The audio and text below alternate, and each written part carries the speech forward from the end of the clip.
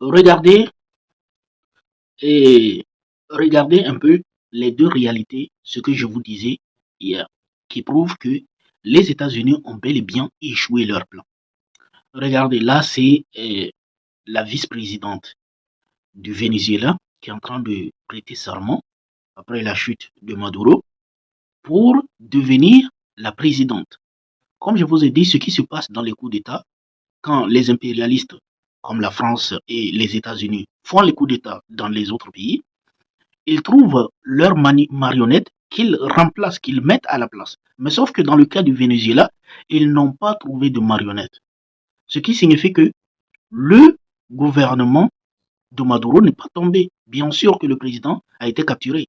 Mais cela veut dire que les États-Unis n'ont pas la possession du Venezuela. Et vous savez ce qui s'est passé, cette présidente, dès qu'elle est venue au pouvoir, ce qu'elle a fait, elle a remis toute l'autorité des ressources énergétiques, c'est-à-dire du pétrole du Venezuela, entre les mains de l'armée et a tout retiré dans les mains des civils. Ce qui veut dire que c'est l'armée américaine et l'armée vénézuélienne qui entourent maintenant le pétrole. Ce qui signifie que si les États-Unis veulent s'emparer du pétrole, l'armée peut menacer de tout bombarder. Ce qui signifie que le pouvoir n'est pas tombé. Maintenant, regardez, écoutez un peu cette vidéo. Ça, c'est Donald Trump qui est en train de faire, après avoir capturé le président de Maduro, il est rejeté par son propre peuple. Regardez comment il est bien perçu.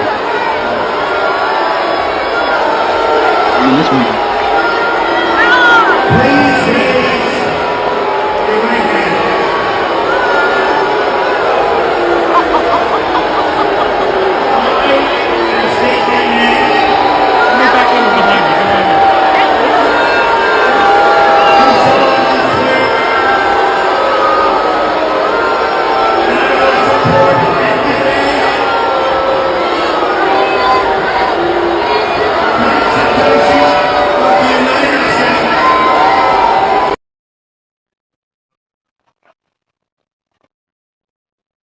Quelle humiliation pour lui. Quelle humiliation pour lui, les gars.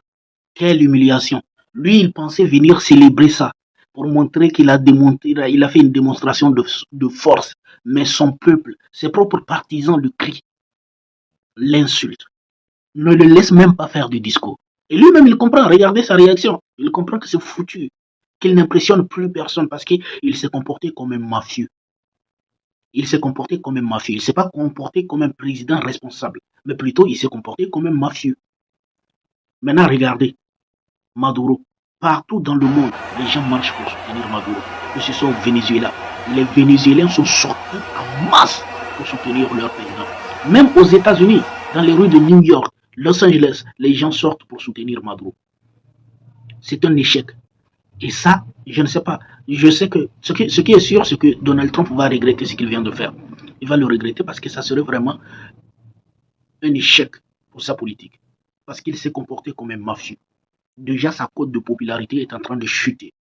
Et ce qui vient de se passer là est en train de donner vraiment de la valeur au Venezuela et de la valeur à Maduro. Regardez, c'est ça la vérité. Quand je vous disais que Donald Trump a échoué, les États-Unis ont échoué, bel et bien. Bel et bien, ils ont échoué. Vous comprenez? Ils ont échoué. Est-ce que vous voyez? C'est-à-dire que Maduro est sorti et a été arrêté. Mais la vice-présidente du Venezuela, qui a prêté serment pour remplacer, elle est sur la même politique que Maduro. Elle est sur la même politique que Maduro. Parce que les impérialistes américains qui ont voulu faire tomber Maduro n'ont pas, au Venezuela, ils n'ont pas de marionnettes qu'ils peuvent mettre à la place de Maduro. Il n'y a pas de marionnettes. Est-ce que vous voyez ce qu'ils ont fait en Syrie, ils ne peuvent pas le faire là-bas parce qu'il n'y a pas de marionnette qui va les obéir. Est-ce que vous comprenez? Donc, qu'on ne vous trompe pas, le Venezuela est toujours debout, toujours debout. Ils n'ont que Maduro, mais ils n'ont pas le Venezuela. Portez-vous bien, on se dit à très bientôt.